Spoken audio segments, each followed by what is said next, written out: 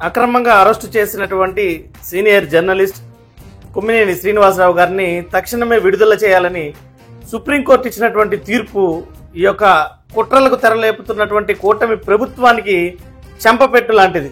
ప్రజాస్వామ్య వ్యవస్థలో వాక్ స్వాతంత్ర్యపు హక్కుని, జీవించేటువంటి హక్కుని ఈ రకంగా కాలరాస్తున్నటువంటి కూటమి ప్రభుత్వానికి సుప్రీంకోర్టు పెద్ద ఎత్తున మొట్టికాయలు వేసిందనే మనం చెప్పుకోవాలి. ఈ తీర్పుని మేము స్వాగతిస్తున్నాం.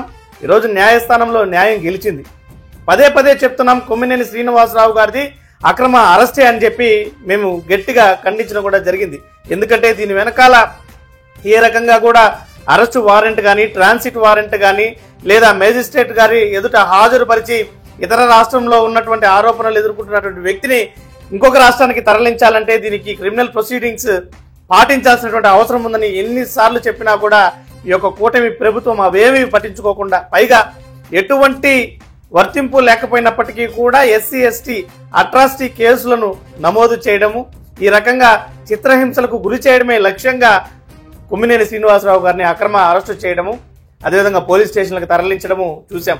అయితే అంతిమంగా న్యాయస్థానాల్లో కొమ్మినేని శ్రీనివాసరావు గారిని వెనువెంటనే విడుదల చేయాలని, అదేవిధంగా మొన్నటికి మొన్న హైకోర్టులో అసలు ఎస్సీ ఎస్టీ అట్రాసిటీ కేసులు ఏ రకంగా వర్తిస్తాయని చెప్పి కూడా ప్రభుత్వాన్ని ప్రశ్నించడం చూస్తే న్యాయ వ్యవస్థలపైన ప్రజలకు మరింత విలువ పెరిగేటువంటి తీర్పులుగా వీటిని మేము అభివర్ణిస్తున్నాం. ఎందుకంటే ఈ కూటమి ప్రభుత్వం అధికారంలోకి వచ్చినప్పటి నుంచి కూడా కేవలం కక్ష సాధింపు ధోరణితోనే ముందుకెళ్తుంది తప్ప ఎక్కడ కూడా ప్రజలకు సుపరిపాలన అందించడం లేదు.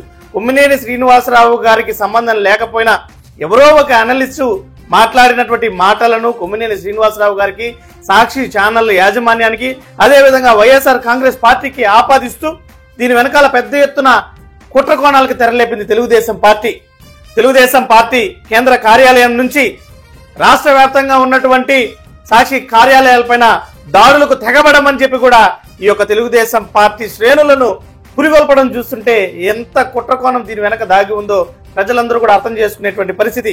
కేవలం కొమ్మినేని శ్రీనివాసరావు గారిని అరెస్టు చేస్తే రాష్ట్రంలో ఏ ఒక్కరు కూడా ఈ ప్రభుత్వాన్ని, ప్రజా వ్యతిరేక విధానాలను ప్రశ్నించడానికి ముందుకు రావడానికి కూడా భయపడతారు. తద్వారా ఈ యొక్క అణచివేత ధోరణిని అధికంగా చేసి ప్రజా వ్యతిరేక కార్యక్రమాల ద్వారా కేవలం వీళ్ళొక స్వార్థ రాజకీయాలను ముందుకు తీసుకెళ్లొచ్చనేటువంటి దురుద్దేశంతోనే ఈ రకమైనటువంటి చర్యలకు ఈ ప్రభుత్వం ముందుకెళ్తుంది. ఏది ఏమైనప్పటికీ కూడా ప్రజలందరూ కూడా ఈ యొక్క నియంతృత్వ పోకడలను గమనిస్తున్నారు. రాబోయేటువంటి రోజుల్లో తగినటువంటి రీతిలో ఈ ప్రభుత్వానికి గుణపాఠం చెప్పేదానికి కూడా ప్రజలందరూ కూడా సిద్ధంగా ఉన్నారని చెప్పి తెలియజేస్తున్నాం.